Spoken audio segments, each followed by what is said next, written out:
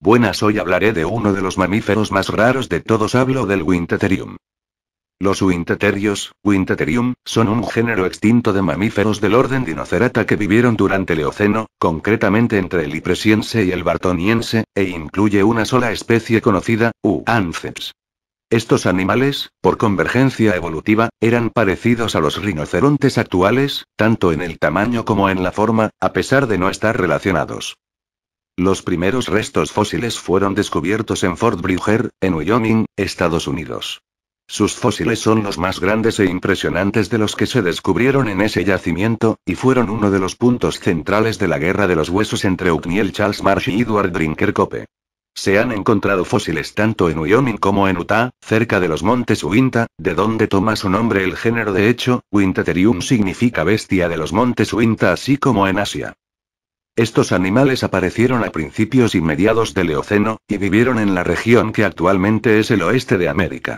A diferencia de lo que pueden hacer pensar sus largas dientes caninas superiores, similares a las de los dientes de sable, se trataba de un animal herbívoro que se alimentaba de hojas, arbustos y hierba. Los Winteterios se extinguieron hace unos 37 millones de años sin dejar descendencia, a causa del cambio climático y de la competencia de perisodáctilos como los brontoterios y los rinocerontes. Anatomía. La característica más destacada de Winteterium era su cráneo, grande y robusto, y de forma plana y cóncava, un rasgo que no se encuentra en ningún otro mamífero, con la posible excepción de algunos brontoterios. Su cavidad craneal era excepcionalmente pequeña a causa del grosor de las paredes del cráneo. Como consecuencia, su cerebro era relativamente pequeño y solo ocupaba el 10% del espacio craneal. De hecho, los Winteterios eran unos de los mamíferos con un cerebro más pequeño en relación con su peso corporal. El peso del cráneo era mitigado por numerosos senos nasales situados en las paredes del cráneo, al igual que en los elefantes. Los cráneos de los machos presentaban 6 hociconos, probablemente cubiertos de piel, que salían de la región frontal del cráneo. La función de estos hociconos se desconoce, pero es posible que fueran usados para defenderse o para atraer a las hembras durante el cortejo. El esmalte dental de Winteterium es particular. La mayoría de los grandes euterios actuales refuerzan su esmalte gracias a bandas transversales de Unterschleicher, pero Winteterium, al igual que otros herbívoros del Paleógeno, tenía bandas verticales e irregulares, proporcionándole un esmalte en forma de zigzag.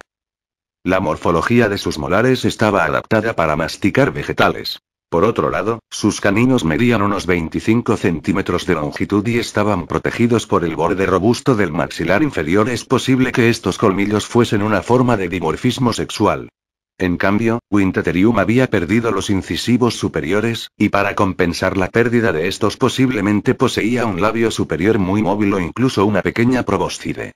Othniel Charles Marsh no estaba de acuerdo con esta última teoría. Sus proporciones corporales eran similares a las del rinoceronte de la India. Hacía entre 3 y 5 metros de longitud, 1,60 metros de altura y su peso podía alcanzar los 4.500 kilogramos. Sus patas eran robustas para soportar el peso del animal y estaban dotadas de pezuñas por otro lado, y a diferencia de los actuales rinocerontes, que son perisodáctilos, el esternón de Winteterium estaba compuesto de segmentos planos horizontales y no de segmentos comprimidos y verticales.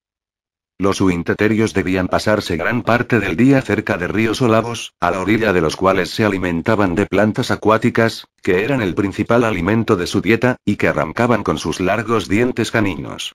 Tenían un estilo de vida altamente especializado para este tipo de ecosistemas. Es probable que se tratara de animales relativamente pacíficos, que se limitaban a pastar en las orillas de los cursos de agua. Los hociconos de su cabeza, a pesar de parecer cuernos, no eran armas, sino que se usaban para atraer a las hembras en la época de apareamiento. Es posible que también fueran empleados en luchas entre machos por una hembra. Sus colmillos tampoco servían para atacar a otros animales, sino que su principal función era la de arrancar plantas, aunque podría haberlos usado con fines defensivos.